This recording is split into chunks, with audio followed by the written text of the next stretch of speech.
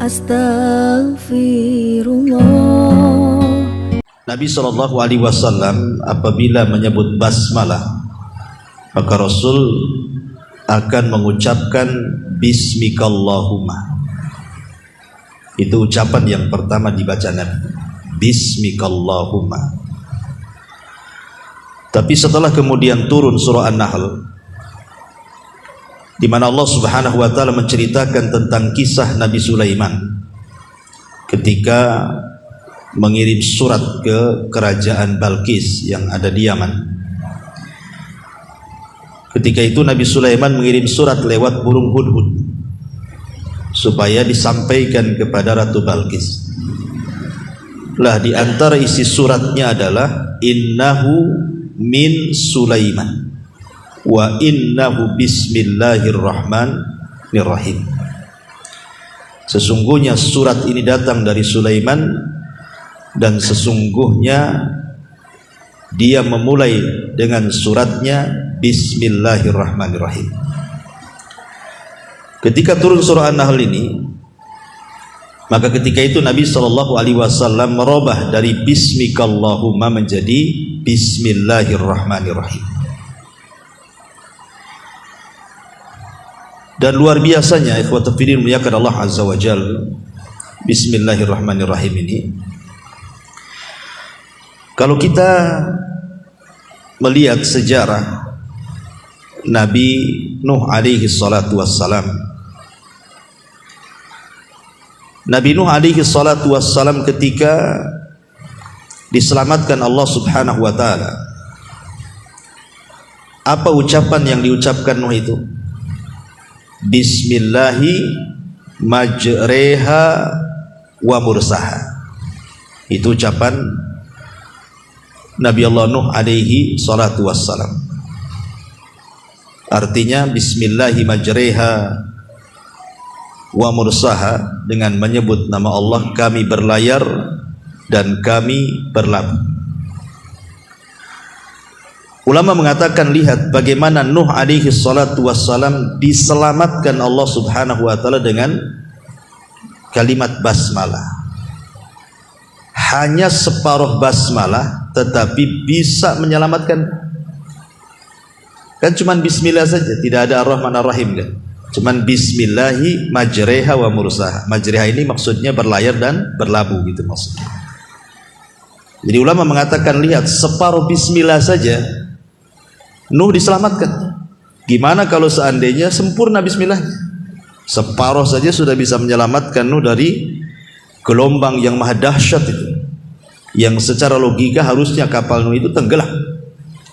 Tetapi dengan bismillah itulah Allah Subhanahu wa taala memberikan pertolongan kepada Nuh alaihi salatu wassalam.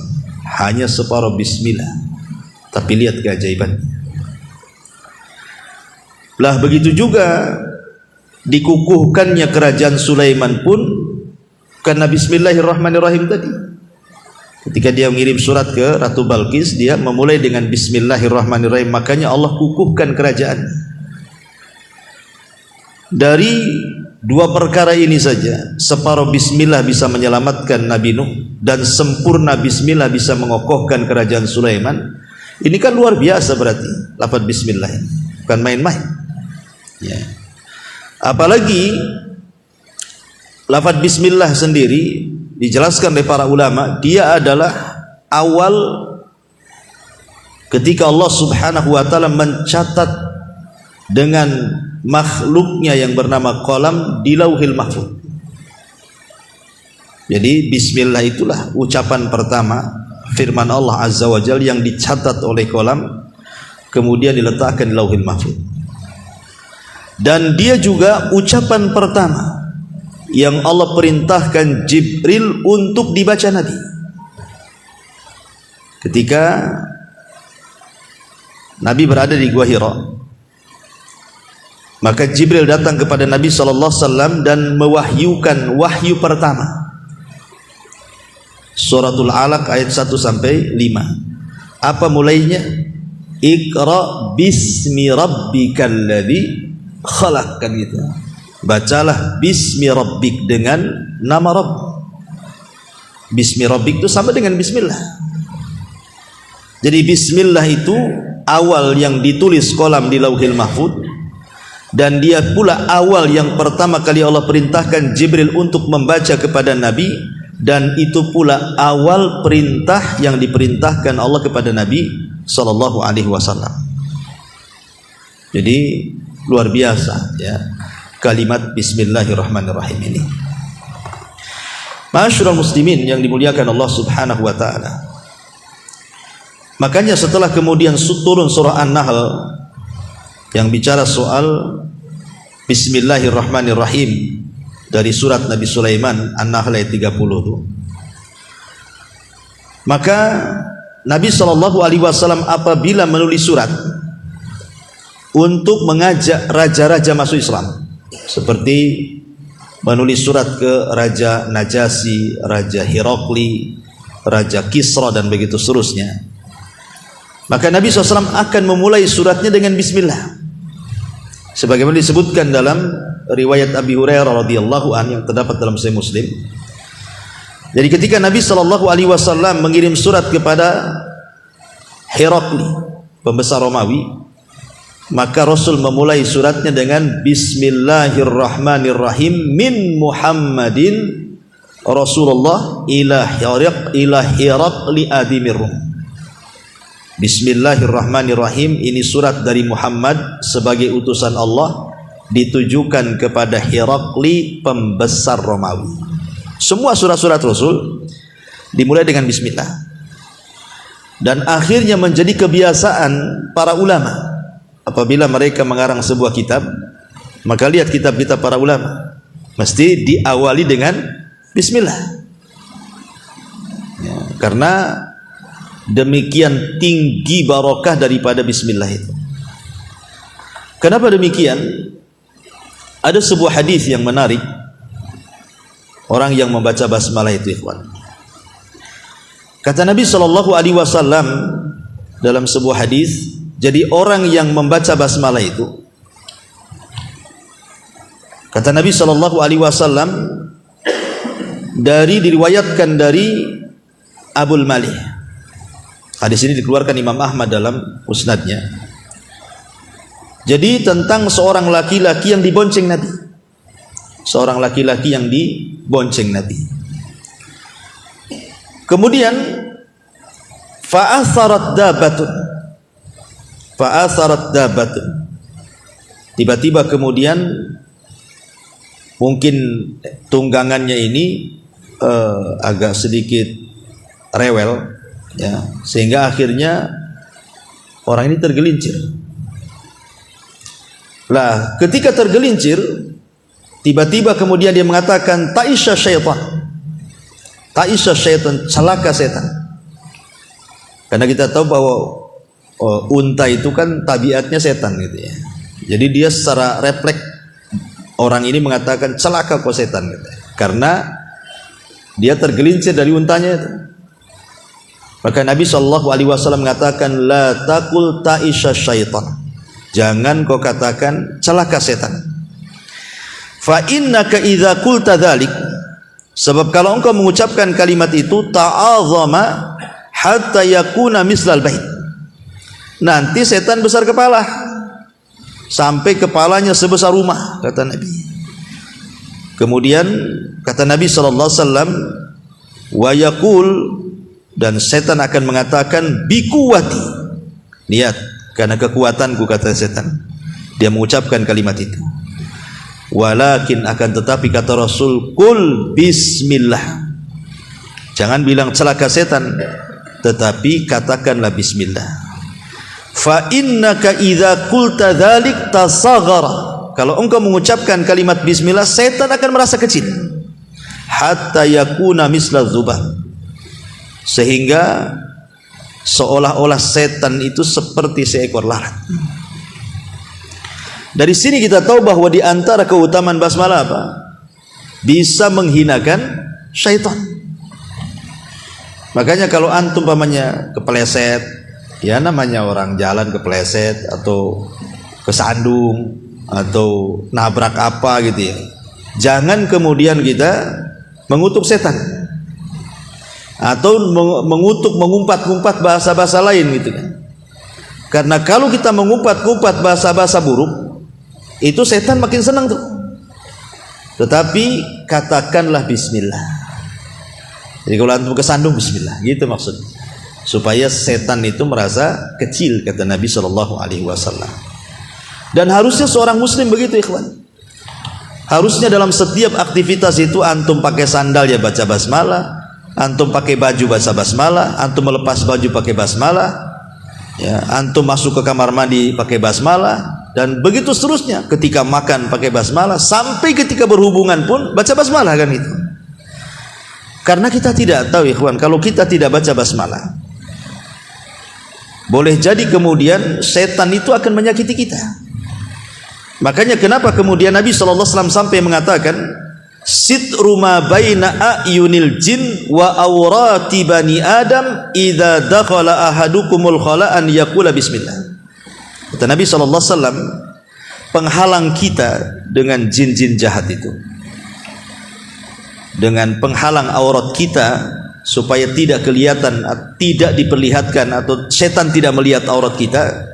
Kata Nabi SAW, kalau salah seorang di antara kalian masuk ke kamar mandi, maka sebelum masuk itu baca basmalah, supaya ketika kita telanjang, setan tak nampak aurat kita.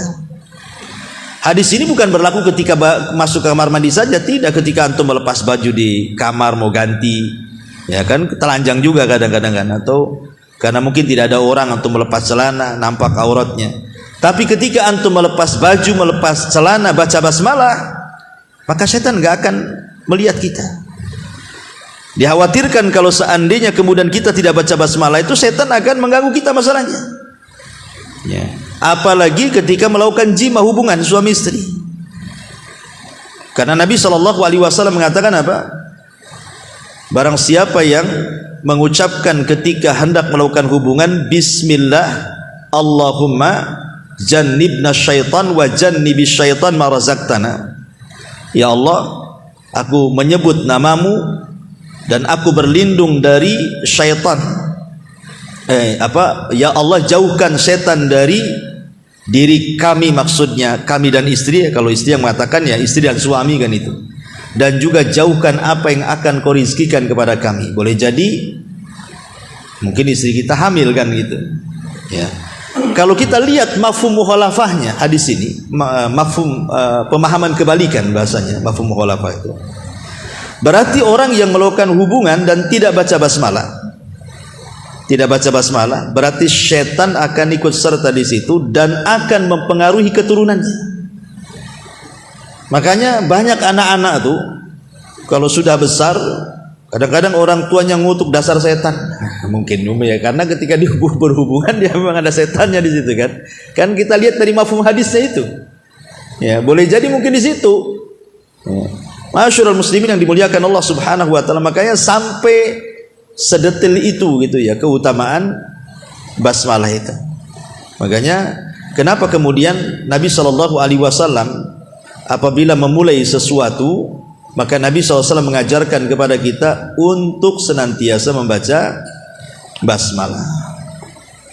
Dalam sebuah hadis Nabi SAW mengatakan, siapa yang memulai sesuatu tanpa menyebut basmalah, maka sesuatu itu terputus dari berkahnya. Ya, kalau bermajlis kita tidak memulai dengan Bismillahirrahmanirrahim gitu kan, maka seolah-olah nggak ada berkahnya majelis itu. Dan tidak harus di majelis ilmu saja. Ya, antum pamannya hanya bertiga di warung kopi, ngobrol gitu ya, mau ketemu, mau bicarakan dunia atau bicarakan apa, kalau bisa mulakan dengan basmalah supaya majelis itu jadi berkah gitu ya.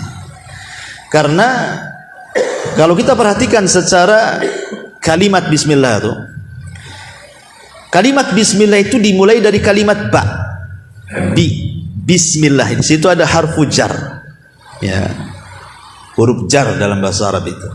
Apa fungsinya ba dalam kalimat bismillah? Para ulama mengatakan bahwa lafaz ba itu sangat istimewa dalam kalimat bismillah itu. Karena ba itu menunjukkan al-isti'anah wa talabul barakati. Jadi al-isti'anatu wa talabul barakati. Dan kalimat ba dalam bismillah itu terkandung dua makna. Pertama, isti'anah, dengan menyebut nama Allah itu kita meminta pertolongan kepada Allah Subhanahu wa ta'ala. Kemudian dengan wasilah nama Allah yang sangat agung Allah itu, kita mengharapkan turunnya berkah. Makanya sering saya kasih contoh, ikhwan. Kalau antum kerja, entah kerja bangunan, entah kerja ojek, entah kerja taksi, entah jadi nelayan atau apalah kan, yang namanya sebuah pekerjaan itu kan pasti ada risiko. Nggak mungkin nggak ada risiko. Nelayan bisa tenggelam kapalnya kan itu. Antum di jalan ojek bisa nabrak, di tempat bangunan bisa saja kemudian jatuh. Ya, macam-macam. Tidak ada satupun pekerjaan pasti ada risikonya di situ. Tetapi kalau kita sebelum melangkahkan kaki ke tempat pekerjaan dan kita kemudian menyebut bismillah, ya, tawakkaltu 'ala Allah, bismillah, berarti hakikatnya satu, kita meminta pertolongan kepada Allah agar dalam setiap pekerjaan itu dihindarkan dari bahaya. Satu. Yang kedua, diberkahi pekerjaannya sehingga hasil yang antum dapat dari pekerjaan itu menjadi berkah. Umpamanya antum ngojek, GoFood atau apa gitu kan, mungkin kadang-kadang kalau cuaca bagus, ya satu hari bisa dapat 200-300, ya. Sekali hujan ternyata cuma dapat 50. Secara logika nggak cukup. Tetapi kalau yang 50 itu menjadi berkah, tidak mungkin tidak cukup. Kalau sudah berkah itu pasti cukup. Makanya ada istilah, ya obrolan orang-orang awam lah, ya, sedikit tapi berkah masih baik dibandingkan banyak tak berkah, kan itu istilah orang awam tuh. Memang benar. Ya. Kalau diberkahi itu sedikit itu jadi melimpah jadinya. Tapi kalau harta banyak tidak berkah, kayaknya orang miskin aja dia itu. Lihat orang-orang kaya yang hartanya tidak berkah itu.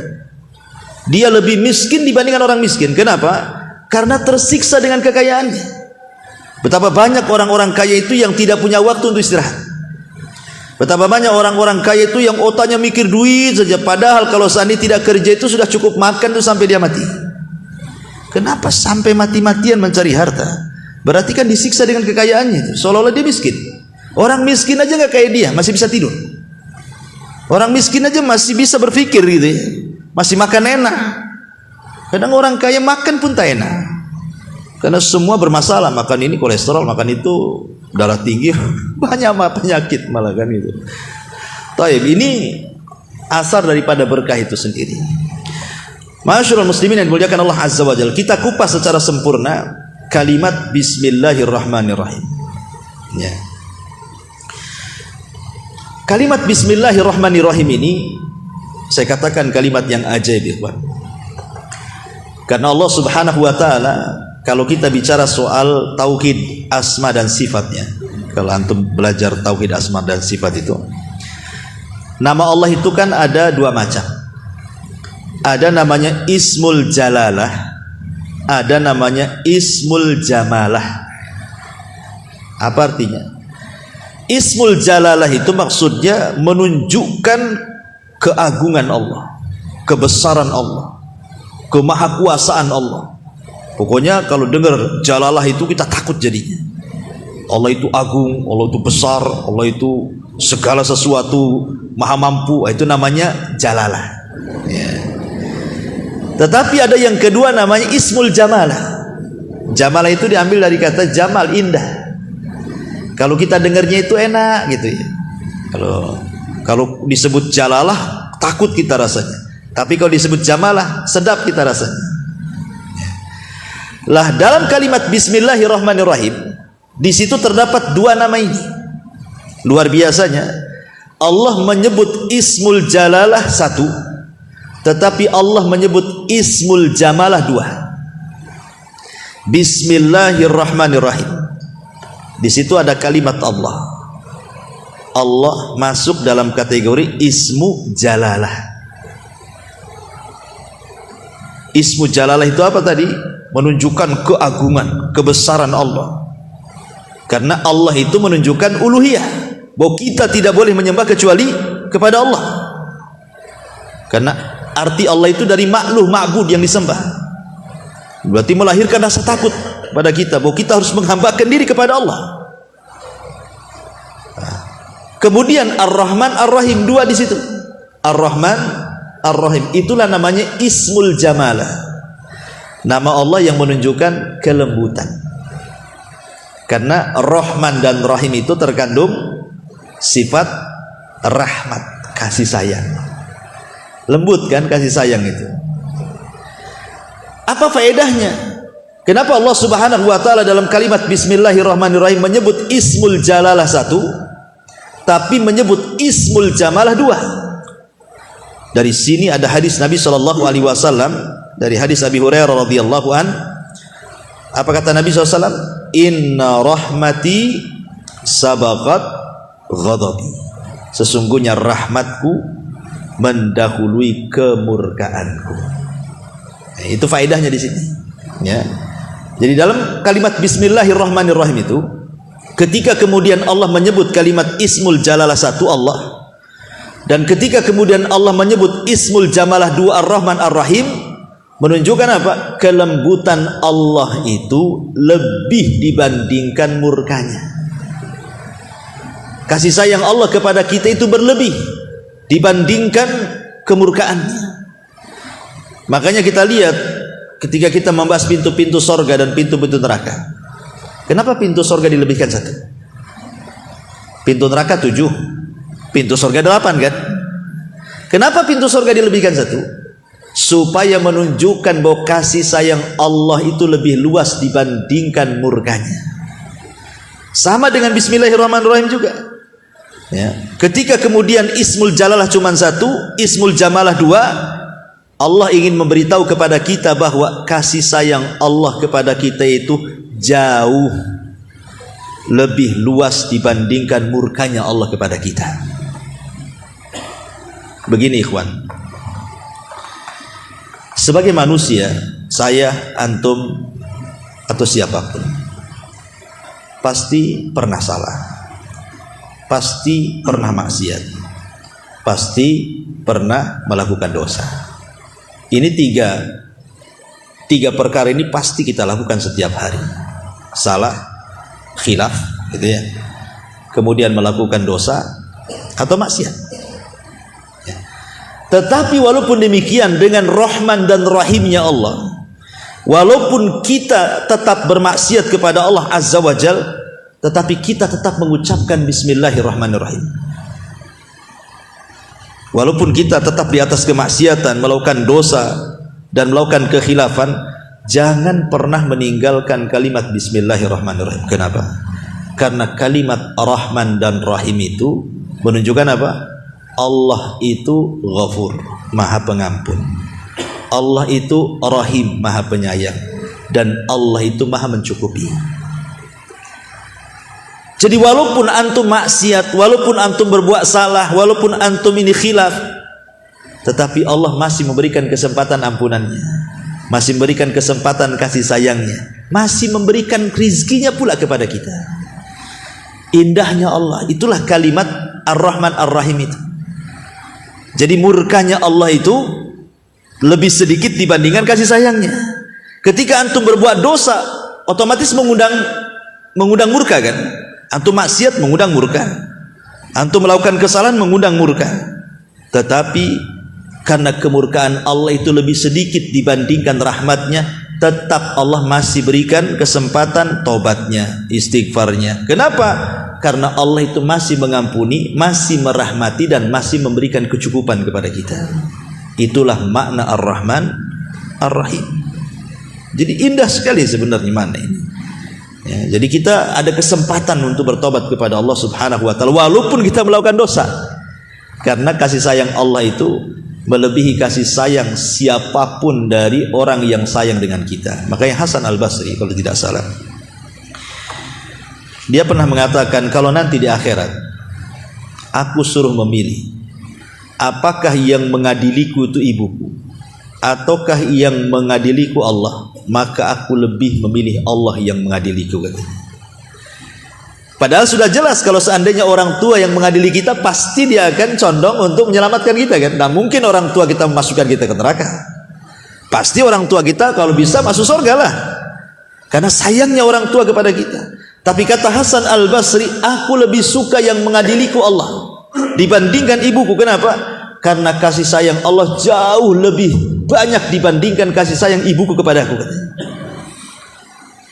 Bayangkan saja, Allah itu memiliki 70 rahmat. Yang diturunkan ke bumi itu cuma satu. Itu saja kita lihat bagaimana sayangnya orang tua dengan anak, sayangnya anak kepada orang tua, padahal cuma satu. Gimana kalau yang 70-nya diturunkan? Lah ini menunjukkan kenapa para ulama mengatakan lebih baik aku diadili Allah pada hari kiamat dibandingkan aku diadili oleh orang tuaku, karena aku tahu bahwa kasih sayang Allah jauh lebih hebat dibandingkan kasih sayang orang tuaku. Itulah makna di balik Ar-Rahman Ar-Rahim. Ma'asyiral muslimin yang dimuliakan Allah Subhanahu wa taala. Kemudian juga faedahnya kalimat Ar-Rahman Ar-Rahim itu, kata para ulama, di sini ada al-i'tirafu bi nikmatillahi azza wa jal wa fadlihi wa ihsan. Ada pengakuan nikmat Allah, ada pengakuan bahwa Allah itu baik dengan kita, sayang dengan kita. Kenapa? Karena nikmat yang Allah turunkan kepada kita ataupun kebaikan Allah yang Allah berikan kepada kita itu pengaruh daripada rahman Allah dan pengaruh daripada rahim Allah. Karena Allah itu maha pengasih, Allah itu maha penyayang, makanya kalau Allah sayang pasti Allah tidak mungkin membiarkan hambanya, pasti akan tetap diberikan nikmat walaupun dia kufur. Makanya kalau disebut Rahman itu umum, mencakup mukmin dan kafir. Tapi kalau disebut Rahim khusus, hanya untuk orang-orang yang beriman saja.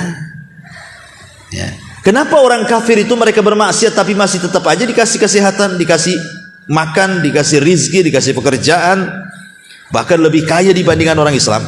Karena mereka dinaungi Rahman, Ar-Rahman. Yang menaungi mereka itu nama Allah Ar-Rahman. Tetapi rahmannya Allah itu hanya di dunia saja. Tapi kalau Rahim itu sampai ke akhirat.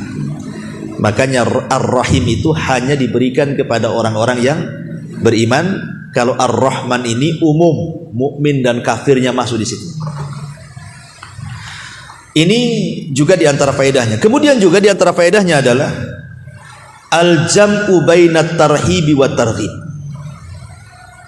Dalam kalimat Bismillahirrahmanirrahim di sini Allah hendak mencampurkan dua kata. Pertama tarhib dan yang kedua targhib. Tarhib itu perasaan takut dan targhib itu perasaan harap. Satu sisi kita takut, tapi sisi lain kita berharap. Takut karena di situ ada lafaz Allah, Ismul Jalalah, melahirkan rasa takut kan. Kemudian rasa harap karena di situ ada Ismul Jamalah, Ar-Rahman, Ar-Rahim.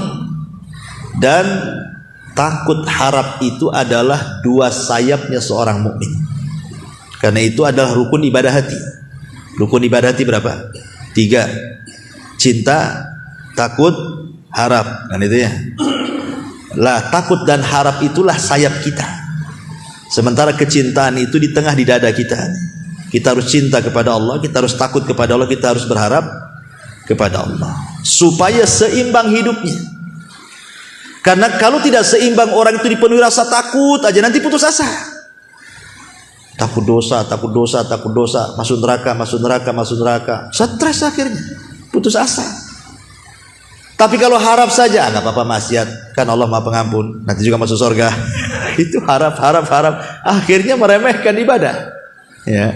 Tapi kalau dicampurkan takut dan harap, akhirnya kan seimbang kan. Satu sisi takut diadab, sisi lain berharap masuk surga kan. Akhirnya seimbang hidupnya. Tetapi kata para ulama, kalau waktu sehat, maka dilebihkan takut dibandingkan harapnya. Tapi kalau lagi sakit, dilebihkan harapnya dibandingkan takutnya. Apa maknanya? Kalau antum lagi sehat, lebihkanlah takut dibandingkan harap, supaya jangan meremehkan ibadah. Tapi kalau lagi sakit, apalagi sakit parah, maka lebihkan harapan, sedikitkan takut, supaya jangan suudzon kepada Allah. Makanya antum disunahkan kalau mendatangi orang yang sakit parah itu, disuruh menghibur dia. Ingatkan amal kebaikannya, jangan diingatkan amal buruknya. Ya, kalau antum mengunjungi orang sakit tuh, ingatkan amal baik dia. Kamu ini orang baik, saya lihat kamu ini rajin ngaji, rajin sholat, rajin apa gitu kan. Jadi ketika dia sakit, kalaupun Allah takdirkan dia mati, itu yang diingat. Akhirnya dia mati husnudzon kepada Allah kan. Pasti ada harapan masuk surga gitu maksudnya ya kan. Boleh jadi husnudzon itulah ibadah terakhir yang dia bawa. Tapi kalau antum takut-takuti dengan dosa, cepatlah sembuh, kita maling lagi. Ya. Ayo cepat sembuh, kita mabok lagi. Cepat sembuh, kita zina lagi. Nanti kita lagi udah sakit, makin takut, cepat mati, dia takut neraka kan. Akhirnya suudzon kepada Allah jadinya. Lah suudzon itulah jangan-jangan dosa terakhir pula yang dia bawa pula kan begitu. Nah inilah dalam Bismillahirrahmanirrahim itulah tergabung antara tarhib dan targhib. Kemudian juga di antara faedahnya adalah ad-dilalatu ala annal isti'anata innama tustamaddu minallahi azza wajalla. Di sini juga ada petunjuk bahwa al-isti'anah meminta pertolongan itu hanya boleh diminta dari Allah dan tidak boleh diselewengkan kepada selain Allah subhanahu wa ta'ala. Apa maknanya? Ketika kita membaca basmalah itu Bismillahirrahmanirrahim, artinya kita meminta pertolongan kepada Allah. Karena yang pertama kita sebut apa? Lafaz Allah, di mana semua nama tertuju kepada Allah. Makanya kalau kita menyebut Asmaul Husna pasti Allah dulu kan. Allahu wa Ar-Rahman Ar-Rahim Al-Malik Al-Qudus kan itu ya. Karena semua nama Allah itu sumbernya di Allah. Semua nama Allah itu kembali kepada zat yang satu namanya Allah. Lah ketika kemudian kita mengatakan bismillah itu artinya kita menambahkan isti'anah. Hanya kepada Allah lah aku meminta pertolongan, karena dia zat yang memang layak disembah. Ketika zat itu layak disembah, berarti memang dia itu kuat. Ya. Sebab sesembahan selain daripada Allah itu mereka lemah, tidak layak disembah, apalagi dimintai pertolongan kan. Mereka lemah, menciptakan tidak bisa, berserikat dalam penciptaan pun tidak.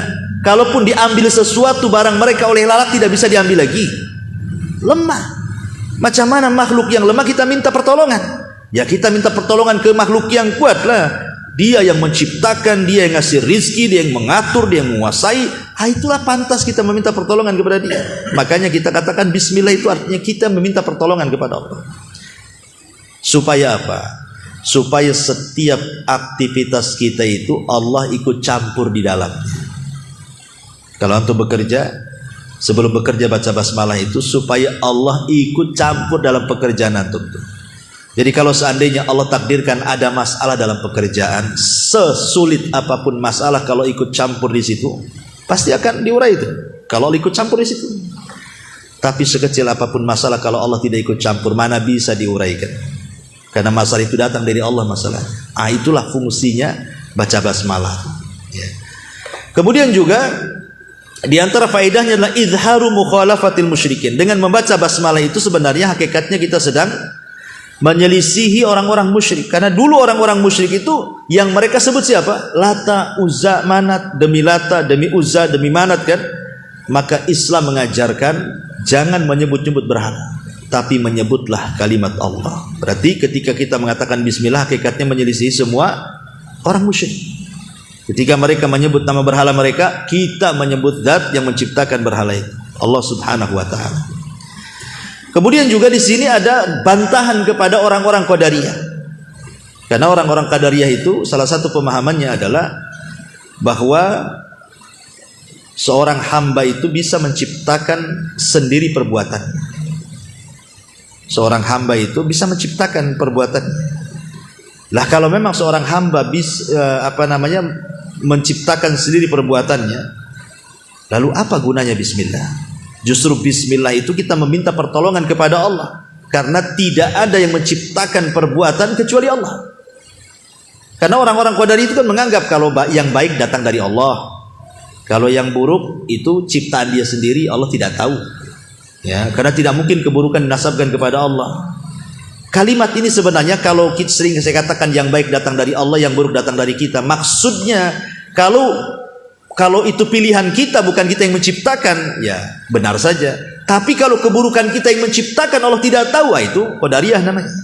Itu seperti orang Majusi yang mengatakan ada Tuhan gelap, ada Tuhan cahaya namanya. Tuhan gelap jahat, Tuhan terang baik. Nanti pembagian Tuhan seperti itu. Makanya kenapa Rasul mengatakan Al-Qadariyatu majusi hadil ummah. Qadariyah itu majusinya umat ini. Karena mereka meyakini bahwa perbuatan buruk itu dia yang menciptakan, Allah tidak ikut serta di situ.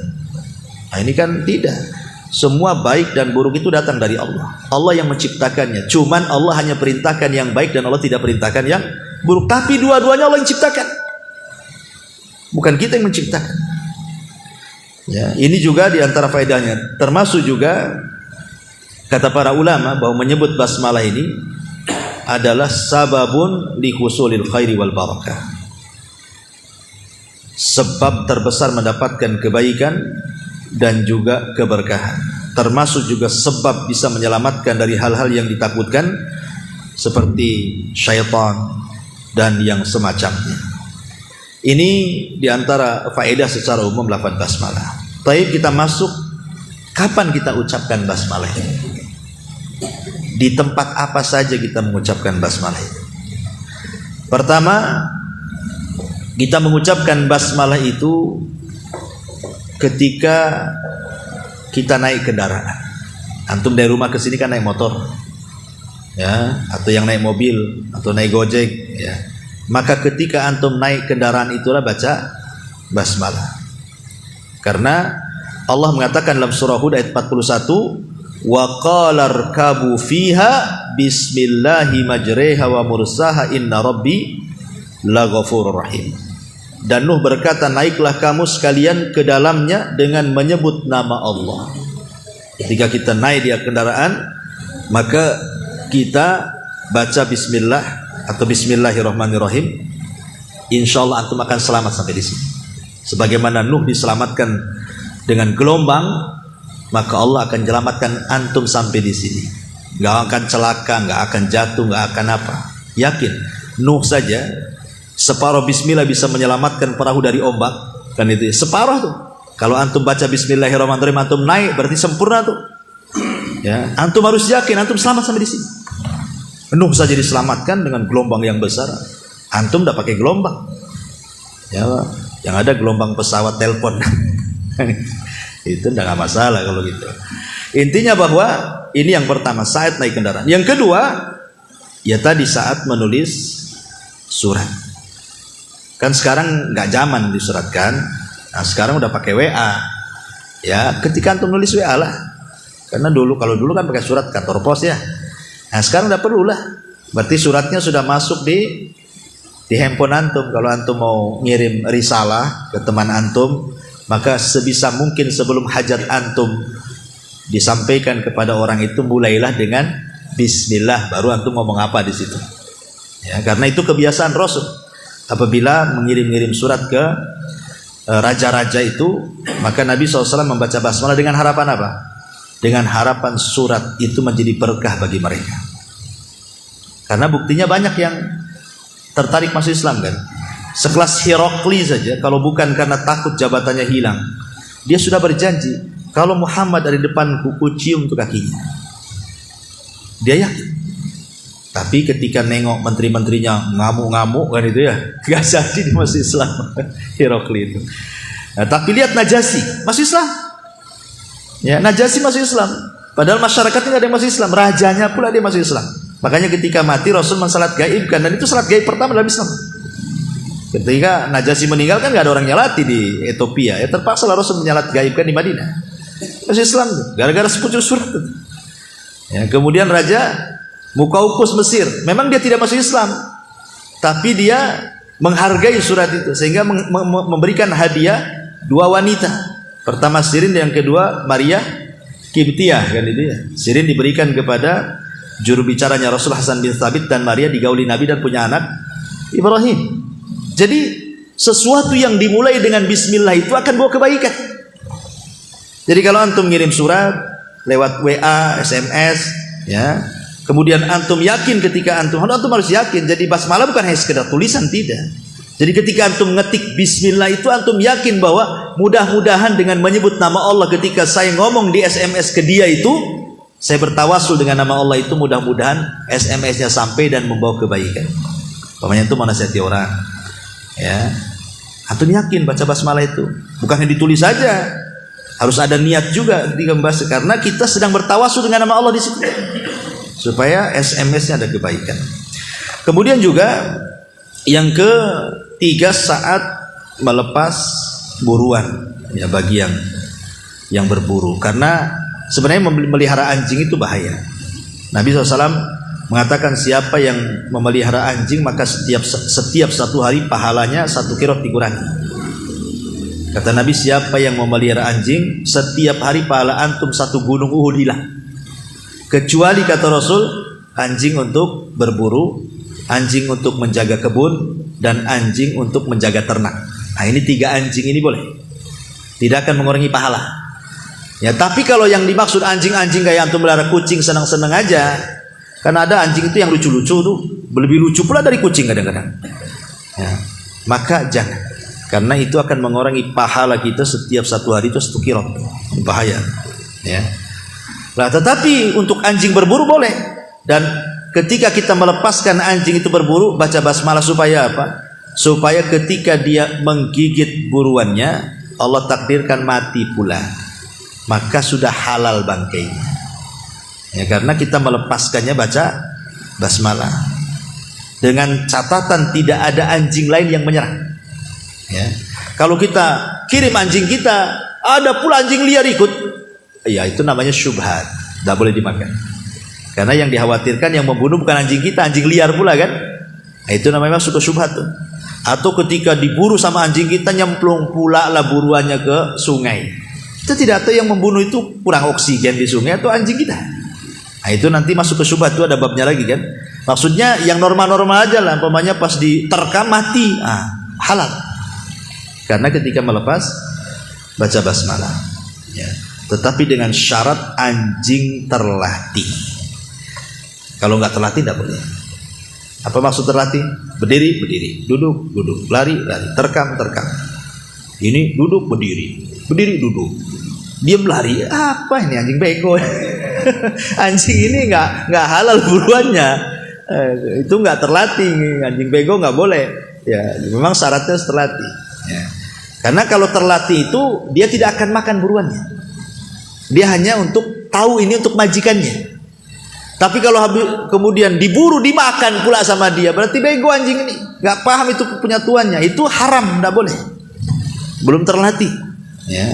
Ini juga yang keempat. Kemudian yang kelima, saat melepas tombak, melepas panah ketika berburu lah, mungkin antum tidak pakai anjing. Ya, yang jelas kalau bisa jangan pakai ketepel, karena ada larangan kan. Ya, kalau berburu tuh ya pakai panah, gitu ya. Pakai tombak dilempar. Nah, itu boleh. Nah, saat melepas tombak atau panah itu baca basmalah supaya kalau burungnya kena mati halal. Tapi kalau masih hidup maka harus disembelih lagi. Ya. Kemudian yang ke-6, saat makan. Saat makan. Nabi SAW mengatakan, "Idza akala ahadukum ta'aman falyakul bismillah, fa in nasya fi awwalihi falyakul bismillah fi awwalihi wa akhirih." Apabila salah seorang di antara kalian makan, hendaklah mengucap basmalah. Bila dia lupa mengucapkan di awal, hendaklah dia ucapkan bismillah fi awwalihi wa akhirih. Nah, jadi kalau antum lupa tadi udah habis makanannya baru ingat. Udah habis 3 piring baru ingat antum tadi awal tak baca basmalah. Maka antum ucapkan apa? Bismillahi fi awwalihi wa akhirih. Saya menyebut nama Allah dari awal sampai akhir. Itu maksudnya. Karena ada yang mengatakan kalau seandainya kita makan tidak pakai baca basmalah, baik di awal ataupun di akhir, maka setan akan ikut makan di situ. Ya. Ada bahkan sebagian ada riwayat itu apabila di malam hari maka utusan setan itu akan berada di atas rumah kita.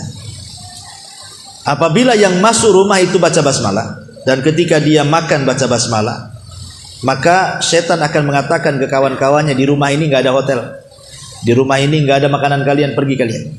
Ya. Tapi ketika masuk baca basmalah, dan ketika makan baca basmalah, tidak baca basmalah, masuk gak baca basmalah, makan tak baca basmalah, maka setan akan mengatakan, sini.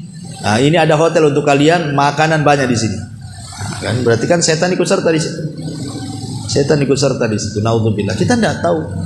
Takutnya setan ikut serta, dia meletakkan hal-hal yang buat penyakit.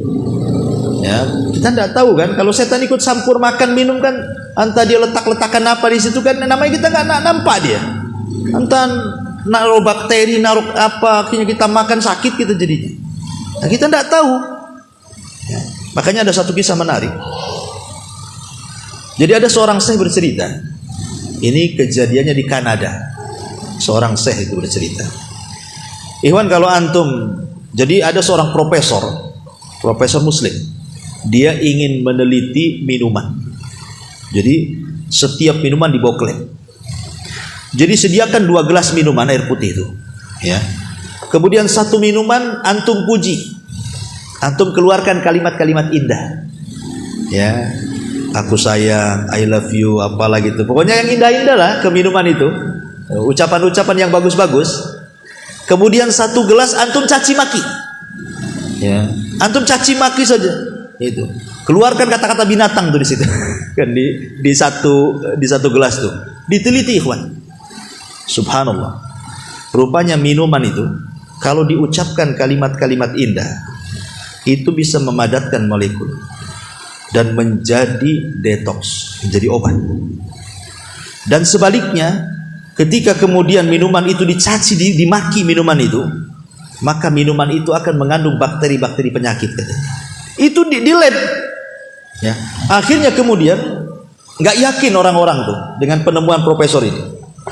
Jadi dikumpulkanlah di sebuah ruangan, orang-orang banyak tuh. Kemudian ditampakkanlah di komputer hasilnya itu. Kemudian masing-masing dikasih gelas, kasih minuman. Ya. Kemudian kata profesor ini, silakan minuman yang sekarang kalian puji semuanya. Maka semua memuji. Ya, memuji. Sekali ada seorang syekh hadir di situ. Dia tidak mau menggunakan kalimat-kalimat pujian ya seperti saya sayang, saya suka, saya ini. Enggak. Dia hanya mengucapkan bismillah. Bismillahirrahmanirrahim. Ya, cuman dia yang mengucapkan bismillahirrahmanirrahim ke air itu. Yang lainnya pakai ucapan yang lain yang enggak ada kaitan dengan Quran. Tapi kalimat-kalimat yang baik. Ketika kemudian air itu betul-betul dimasukkan lab gitu kan, rupanya air yang dibacakan basmalah itu air yang paling steril dari penyakit, paling bagus. Sampai profesor kaget. Ini air punya siapa katanya? Yang ini. Kok sampai demikian dahsyatnya katanya? Maka rupanya ada seorang saya mengatakan itu air saya katanya. Akhirnya dicoba lagi. Dengan cara apa? Kata profesor ini. Coba kau wudu. Kemudian wudu dia. Habis wudu baca basmalah lagi ke air itu. Diperiksa lagi, makin jernih lagi. Masya Allah.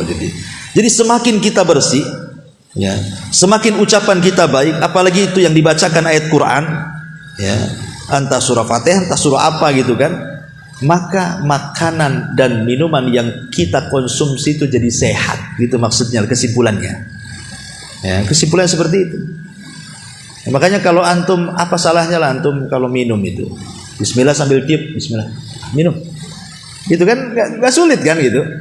Jangan glok-glok itu saja, enggak. Apa baca basmalah ditiup gitu aja kok susah. Itu minum aqua nih, bismillah. Nah, itu jadi obat itu kan gitu ya. Luar biasa gitu ya. Memang itulah kehebatan basmalah itu ya. Kemudian juga yang nomor 7, ya, saat menutup wadah makanan dan minuman. Kata Nabi SAW, idza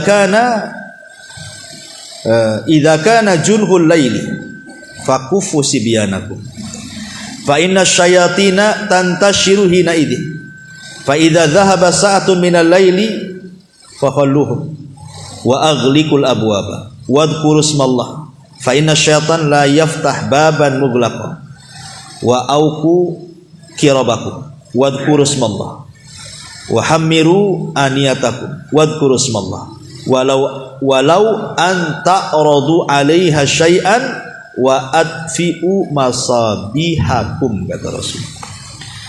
Apabila sayap malam telah tiba, maksudnya sudah terbenam nih, matahari masuk ke malam hari, ya, maka tahanlah anak-anak kecil kalian, jangan dikeluarkan, masuk ke rumah. Kalau udah maghrib, masukkan anak-anak antum ke dalam rumah, ya, tutup pintunya, karena setan saat itu sedang bermain-main, bertebaran di mana-mana. Nanti kesurupan pelan antum, ya. Pokoknya jelang maghrib saja masukkan anak-anak itu, jangan ada yang berkeliaran. Kalaupun mau dikeluarkan ya nantilah, sudah agak gelap, ya. Kalau pas waktu maghrib itu waktu setan masalahnya. Kalau sudah mungkin kira-kira berjalan 10 menit atau 15 menit kan, nggak apa-apa, ya. Kemudian kata Nabi SAW, bila terlewat beberapa saat di waktu malam, maka biarkan mereka, maksudnya biarkan anak-anak itu keluar. Kemudian jangan lupa di malam hari kuncilah pintu-pintu dan sebutlah nama Allah, karena setan tidak dapat membuka pintu yang terkunci dengan bismillah. Kemudian ikatlah tempat-tempat minum kalian, maksudnya tutup tempat. Kalau kita mau tidur, istri antum tuh suruh nengok ke dapur, ada enggak makanan, minuman, atau yang mungkin lauk yang tersisa di kuali gitu ya. Karena dikhawatirkan tadi, ikhwan, malam hari ini setan datang, dia akan memasukkan sesuatu masalahnya ke makanan minuman itu yang kita tidak tahu. Yang dimasukkan itu apa kita tidak tahu. Bakteri-bakteri kita tidak tahu kan begitu. Makanya kata Nabi, tutup. Ketika nutup itu baca basmalah, karena dia tidak akan mampu buka. Setan itu tidak akan mampu membuka tutup makanan minuman yang kita bacakan basmalah. Kemudian kata Nabi SAW, tutuplah tempat-tempat makanan kalian dan sebutlah nama Allah, walaupun hanya sekedar melintangkan sesuatu di atasnya. Kalau memang tidak ada tutup, umpamanya, ya, mungkin tutupnya nggak ada, ya, pokoknya bisa diletakkan di atas itulah, terserah apa gitu ya. Entah umpamanya kodeknya kan itu ya. Nah, umpamanya kan tutupnya nggak ada, bingung, ambillah kodekannya itu, taruh di atasnya gitu saja, baca basmalah. Nah, maka amanlah tuh makanan tuh. Cuman kan sederhana sebenarnya, tapi lihat ke asrornya, faedah tersembunyi dari kalimat bismillah itu luar biasa. Setan tidak bisa dekat-dekat sama makanan itu. Nah, inilah makanya kemudian saat menutup wadah makanan minuman baca basmalah. Kemudian yang nomor 8, saat masuk rumah, tadi saya sudah, setan tidak nginep di rumah kita. Ya, kalau sudah nginep di rumah kita bahaya, pasti banyak kemungkaran nanti dalam. Kemudian yang nomor 9, saat menutup pintu rumah di malam hari, ingat jendela, ingat pintu, baca basmalah, ya, supaya setan jangan masuk. Kemudian saat keluar rumah juga sama. Kata Nabi SAW, idza kharaja ar-rajulu min baiti faqala bismillah, tawakkaltu 'ala Allah, la haula wala quwata illa billah. Qala yuqalu hina idin hudita wa kufita wa wukita fatanahalahu syayatin fayaqulu lahu syaitan akhar kaifa laka birajulin qad hudiya wa kufiya wa wukiya. Lihat, lafaz bismillah tawakkaltu 'ala Allah itu luar biasa ya. Kalau antum keluar rumah, antum kan kerja lama masalahnya kan, kadang keluar rumah itu sore baru balik, ya, malam ada yang malam baru balik, artinya kan meninggalkan rumah lama, ya. Tapi lihat orang yang ketika meninggalkan rumah dia membaca bismillah tawakkaltu 'ala Allah. Kata Nabi SAW, apabila salah seorang keluar dari rumahnya lalu dia mengucapkan bismillah tawakkaltu 'ala Allah dengan menyebut nama Allah, aku bertawakal kepada Allah, la haula wala quwata illa billah, tidak ada daya dan kekuatan kecuali milik Allah, akan dikatakan pada saat itu, siapa yang mengatakan? Setan, ya, apa-apa yang mengatakan, Allah akan mengatakan kepada orang ini, ya, engkau akan senantiasa diberikan hidayah. Satu. Jadi ketika antum keluar rumah, antum tidak akan disesatkan orang. Di luar itu banyak syubhat, banyak syahwat masalahnya kan, yang disodorkan ke kita itu. Maka Allah katakan, engkau akan diberikan petunjuk, dan petunjuk itu sebesar-besar nikmat daripada pekerjaan antum itu sendiri. Ya. Kemudian yang kedua, engkau akan dicukupi. Artinya apa dicukupi? Diberkahi pekerjaannya. Ya. Kemudian engkau akan dijaga. Dijaga ikhwan. Dijaga dari orang yang hasad ketika hasad kepada antum, dijaga dari orang yang dengki ketika dengki kepada antum, dijaga oleh mata-mata yang memiliki sihir ain dan begitu seterusnya. Yang namanya antum di perusahaan itu pasti ada orang hasad. Nah, mungkin gak ada orang hasad? Pasti ada orang hasad kan? Apalagi mungkin antum agak tinggi lah levelnya, pejabatnya di situ itu, kadang-kadang mau digeser-geser orang. Hasadnya mereka sama kita itu. Biar tidak ada hasad orang hasad sampai kepada kita, kata Nabi SAW, qad hudiya wa kufiya wa wukiya, dia akan dijaga. Wa kufita, bukan hanya itu saja, bukan hanya engkau akan dijaga gitu ya.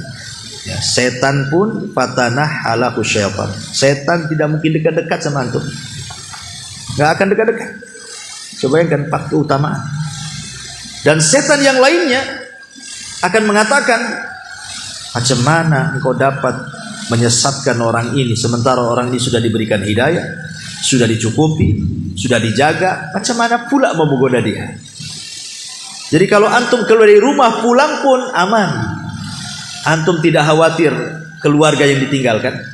Antum tidak khawatir rumah yang ditinggalkan. Karena betapa banyak orang yang meninggalkan rumah kebakaran. Entah konsleting listrik kan itu ya, kita tidak tahu. Entah karena kecurian, entah kemasukan binatang-binatang buas, masuk ular, masuk apa, kita tidak tahu rumah kita kalau ditinggal. Tapi dengan kita titipkan kepada Allah Subhanahu wa taala jauh lebih aman dibandingkan dititip ke satpam. Karena ada juga kasusnya kan, satpam pula kerja sama-sama maling, ketangkap kan itu. Ya. Padahal harusnya dia jaga kan itu, yaitu oknum lah.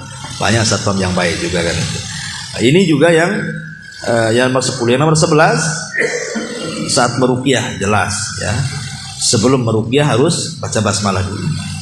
Kemudian yang nomor 12 saat membaca surah Al-Fatihah dalam sholat ya. Kemudian yang nomor 14 saat melepas pakaian supaya aurat kita tidak dilihat oleh setan. Karena bahayanya begini, disebutkan oleh Syekh Abdullah Imam dalam kitabnya Alamul Jin. Dia bercerita tentang alam jin ya. Salah satu jin itu namanya jinul asyik, jin yang suka jatuh cinta dengan manusia. Lah salah satu penyebabnya karena kita suka mempertontonkan aurat kepada mereka. Lama-lama dia suka dengan kita. Ketika dia suka dengan kita, maka dia tidak akan melepaskan kita. Namanya orang cinta. Antum cinta sama orang ini kejar-kejar. Maka jin juga sama. Jin jahat itu kalau sudah cinta dengan kita nggak akan dilepas. Antum akan terus digandeng dia. Kenapa? Salah satu penyebabnya kata Syekh Abdullah Imam, karena kita suka menampakkan aurat kepada mereka. Maka untuk supaya mereka tidak melihat aurat kita, salah satunya dengan membaca basmalah. Ya, ini yang nomor 14. Termasuk yang nomor 15 saat masuk WC jelas ya. Bismillahirrahmanirrahim. Inni a'udzubika minal khubuthi wal khaba'ith. Karena setan itu memang sarangnya di kamar mandi. Oke, jam lama-lama kalau masuk kamar mandi. Kemudian juga saat hendak tidur ini penting. Karena Nabi SAW mengatakan, apabila salah seorang di antara kalian kemudian menuju pembaringannya, kata Rasul, bacalah bismillahi wada'tu jambi. Allahumma gfirli dzambi wa ahsis syaitani wa fukka rihani waj'alni fin nadil a'la.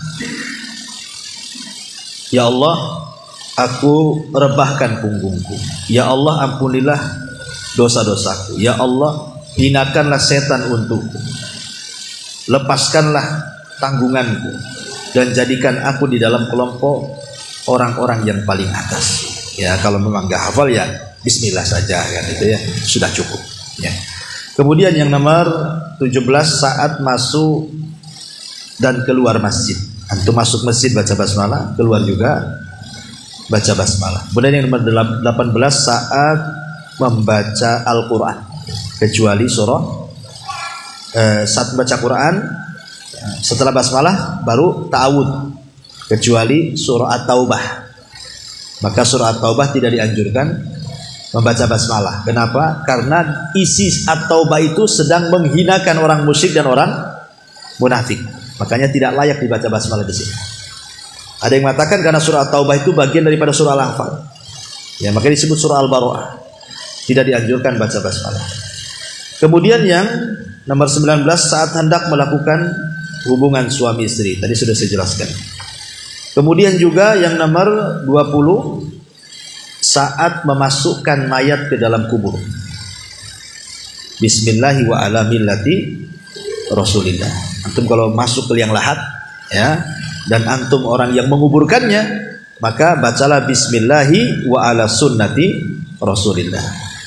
Kemudian yang nomor 21 saat hendak wudu, itu juga baca basmalah supaya tidak terkena waswas setan, ya. Kemudian ketika antum sakit, ya, antum bisa mengobati dengan ruqyah, cukup dengan membaca basmalah 3 kali saja. Itu sudah jadi ruqyah.